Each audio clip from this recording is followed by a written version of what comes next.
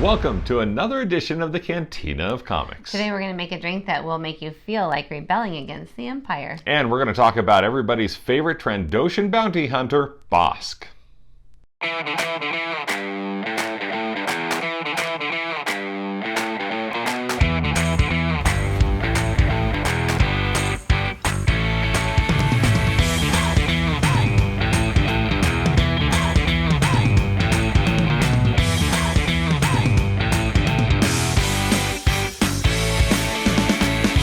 Welcome to the Cantina of Comics. I'm Matt. And I'm Kristi. And we're making a drink today we're calling the Onderon Old Fashioned. What do we need to make an Onderon Old Fashioned? So we're going to start with 2 teaspoons of simple syrup. So your recipe actually had a little bit more simple syrup than mine. I kind of feel like we should start with 1. Okay. About 1 overflowing.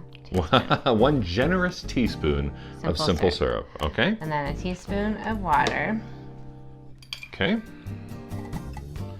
Now, putting water into an alcoholic drink, doesn't that water it down? We need to get a sink down here. Oh. So that we could have, you could just turn on the faucet. We need a lot of improvements to the cantina. I mean, we need like a shelf. A shelf? A shelf with, so that you can put your toys on it. Or we could put like the top shelf stuff on it. Oh, that stuff, yeah. We could put the bottom shelf stuff on the top shelf. Okay, and then put the action figures on the top shelf. Okay, very cool. And then how much ice do we put in? You don't want too much ice. Because once again, that's water. Watering it down. Okay. Also, our ice cubes are very small, so that's why I use. Okay. So this is something that's new to us. And it's called, can you pronounce it? Is that, I don't know if that's an X or a K. It's An. Angostura? Stura. Oh, Angostura. Okay, bitters. Angostura bitters. When you want the best bitter. The best bitter. Okay, so orange bitters. What these are fruit, spices, leaves, bark, roots, and herbs. Okay. That are infused with alcohol. So they are basically an alcohol infused with plant matter. Okay. Yeah, and this is the first time we've used this. Yeah, now it calls for how much? 2 dashes. 2 dashes, okay. So dash? 1. Is that a dash? I guess that's a dash. Dash? Okay. Dash? Dash? Ooh, okay. I don't know. Now, in this small bottle, there are 47 servings, and we just used 4 of them. So we have 43 left. So. Yes. Okay, that's kind of interesting. I don't know if we're going to use the rest of these. We might. I mean, who knows with all the drinks that we are going to be making. Yeah, I don't know, because this is the first drink that we had that calls for bitters. So. Yes. Okay, so now what do we have? We have peach bourbon. Or peach whiskey. I asked the other day when I went into the liquor store. Okay. Whether you could use flavored whiskey or if you had to use like plain, and they said you can use whatever kind you want. Okay, and you can use bourbon too, right? Yeah, bourbon and whiskey are the same thing. Oh, okay. Bourbon is, I believe, you guys can correct me if I'm wrong, only made in Canada or Mexico. Whiskey is American. American, truly American. Okay, so. And then So peach. Oh, it smells like a peach gummy. Peach ring, yeah. Okay, peach rings. So then I already had put a little orange peel in there. Okay. And then it's supposed to call for a cherry too. So 1 maraschino cherry. Some that have a stem. Long stems on them. Have a long stem. I don't even know like how you do the cherry. Like why does it? I mean, I get why it goes to the bottom, gravity, but you know, yada yada. Weight displacement. Oh, very nice. This is very simple. Well, you say it's simple, but I mean, it takes a lot for the simple syrup. That takes a little bit of work. But generally, you want the simple syrup to be mixed in with your... And it looks like a very elegant drink. I mean, Don Draper from Mad Men would be very proud of this mixing. So. Yeah, and then one of the recipe that I read said, it's a very simple drink that you can sip on all day long. And I was like, why would you sip on it all day? Like, what are you doing there? You're sipping on an alcoholic drink all day. Unless you're Don Draper and you're like out of work. Oh, is he out of work? Maybe. I don't know. Okay, so here we go. Oh, wait, are we gonna clink? We're gonna clink. Okay. Nice. That was a solid clink. Yeah. Oh wow. good. I liked it. That's pretty delicious. Yeah, I really like that a lot. Very cool. I can even taste a little of the cherry, but I love that feeling when it goes down your throat. It feels good. Goes down smooth. Do you like the peach? I do. Yeah, I figured you would. This brand is a brand that I bought that peanut butter whiskey, and I The Bird Dog? love that peanut butter whiskey. Yeah. I could see sipping all day on this. Can you? You know, just walking around work. Oh, by the way, this is keto friendly. Well, except for the simple syrup. Okay. But you could do like a Truvia or a Stevia instead. Because it also calls for like sugar too, right? Simple syrup is sugar and water. Well, I mean like sugar in solid form? If you don't use the simple If you syrup. don't do it, okay. Very cool. All right, well, yeah, we're going to be sipping on this all day. It would be an all-day thing because, that's a little, pretty strong. tight. All right, well, that's how you make an Onderon Old Fashioned. And coming up, we're going to talk bounty hunters next.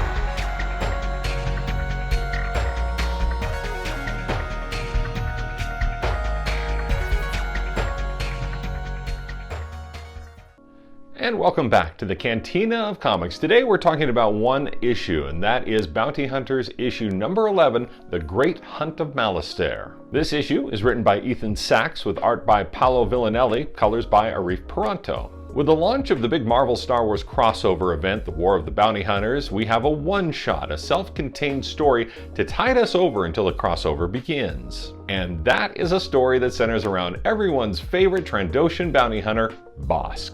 This story picks up with Valance and Dengar on their way to find a carbonite-frozen Han Solo in a bit of a knockdown drag-out fistfight. They soon come to terms, and the story quickly transitions into a story about Bossk and a few other beings as they're being hunted on Malistaire. So I guess pod racing isn't the only dangerous sport on Malistaire. We are introduced to Exum Jermit, a member of the banking clan who's bankrolled a group of hunters to go after the prey. And after tracking down Bossk, he quickly turns the tables on them. The hunted has become the hunter. And now here are my quick takes on Bounty Hunters issue number 11. It's nice to see a Mun, a banking clan member, who has a bit of an edge. Exum's hunters just look awesome, just don't get too attached to them. We see two Dug brothers, like Sebulba, who are on the hunt for Bossk, and they refer to themselves as littermates. We also learn a great life lesson from this. Never get between a Trandoshan and its prey. Never. We also learn that Bossk isn't really good at giving inspirational speeches to the troops. And we also learn that Boba Fett is a son of a Vrelt. What is a Vrelt, you may ask? Well, it's a small rodent that's native to Corellia. So you could say son of a rat? So what did you think of Bounty Hunters issue number 11? You can go to the Youtini Discord page. Just go to youtini.com/discord and then click on EU Comics. And don't forget, for all things Star Wars comics, you can check out the Cosmic Force podcast.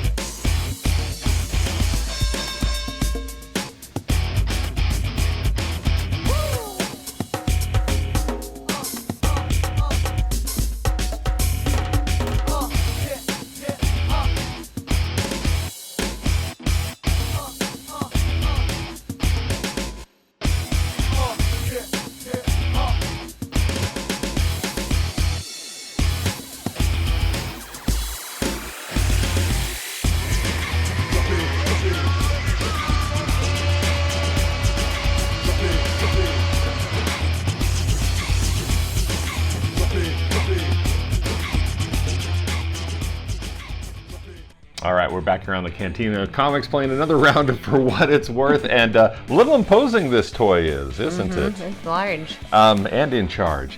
This is the Kenner Death Star playset. Okay. Came out in 1978, and this was probably, I'm going to say, the biggest playset that Kenner built in the Star Wars line. It has a lot of parts to it, therefore it has a lot of parts that you can lose over the years. As you can see, we have it all decked out with our Star Wars action figures too. And now if you were to go out in the wild and find this, I looked at some completed eBay auctions on this, and if you were to find it out in the wild with a box, I could not find a sealed box that had sold. They were all open, but 100% complete. It had all the parts and it had the box. You're talking anywhere from $400 to $750 for that. Now, if you just have the set that's complete, that's anywhere from about $200 to $300. And if you had just the box, none of the pieces, just the box, $150. Get out. Nope, $150. Wow. It's pretty interesting how, like I said, how involved this is. Now, there's a lot of things that if you were to break it down into its components, that you could get anywhere from, let's say, $14 to $25 per part. Like these struts that hold up each level, there's 4 on the base, 3 on the middle, and then 2 on the top. Each one can go for, each strut, about $15. Okay. One of the interesting things is this is the trash compactor. See, Han and Chewie. Oh no! Into the garbage chute, Flyboy! Oh! And then he, pops out the bottom there. But what's up with the foam pieces? Okay, so That's the foam hilarious. pieces. The foam piece, stand up there, C3PO.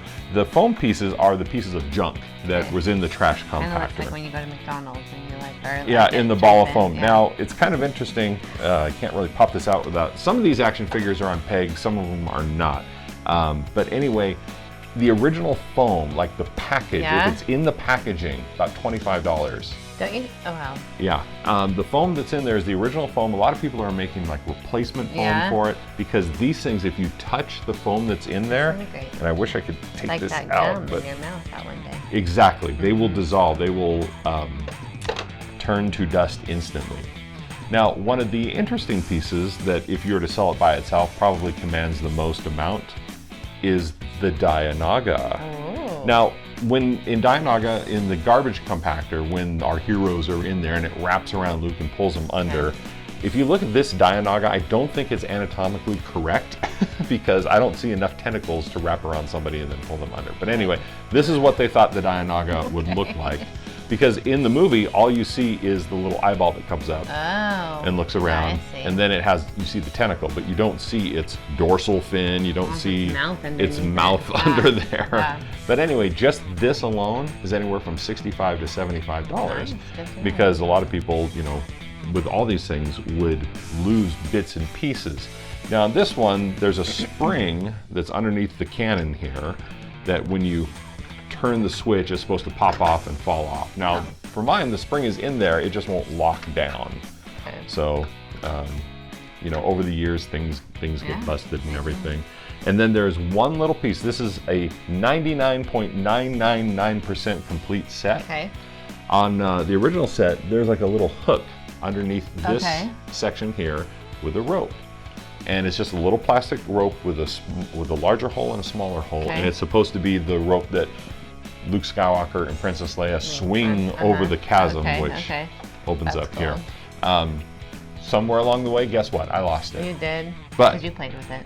Because I actually played with this. But not to fear, I found one on eBay. Guess how much it sent me back? $150. Now it's a tiny, tiny piece of plastic. But I remember the other little itty bitty rope from the other. I don't remember which toy, but the rope was worth like $75. Yeah, $7. So $7? $7. I said $150. And with $4 shipping and handling, which it's not even barely. I have. I did. You bought it. I did. I went on eBay.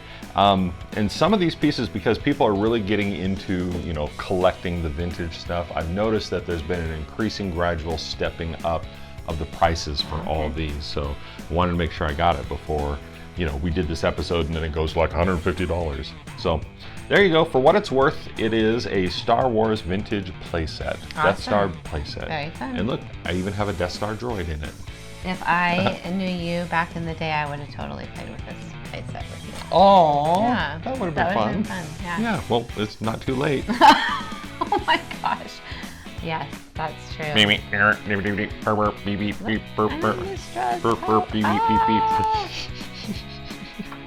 All right, we need to talk about the origin story for the old-fashioned. So Onderon, the planet that seceded from the Union, from the Confederation and from the Galactic Republic during the Clone Wars, also was the birthplace of Saw Gerrera and Stila Gerrera, who then went on to form the Rebels. Okay.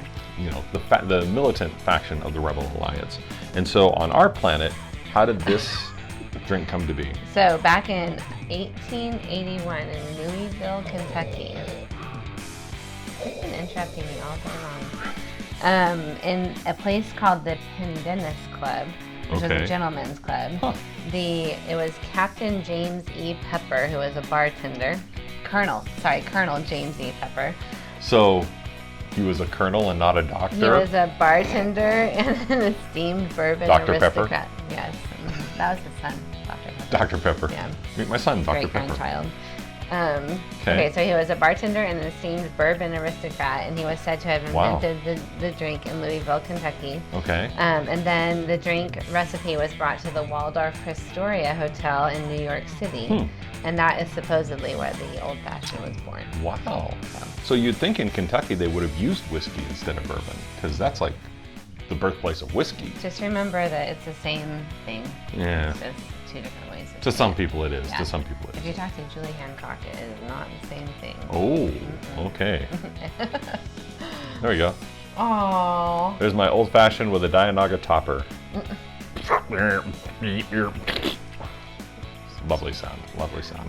All right, well, thanks for watching the Cantina of Comics. If you like, you can go in and look at our past episodes of the Cantina Comic. Just go to youtini.com/YouTube or youtube.com/Youtini. Where'd you go? And look up Cantina of Comics. And if you have a suggestion for a drink you'd like us to make, or maybe you have a piece of Star Wars Kenner history that you'd like us to go over, most likely I've got it somewhere. Yeah. And just leave a comment below and we'll check those out. So thanks for watching this edition of the Cantina of Comics. Remember, keep on reading and keep on drinking.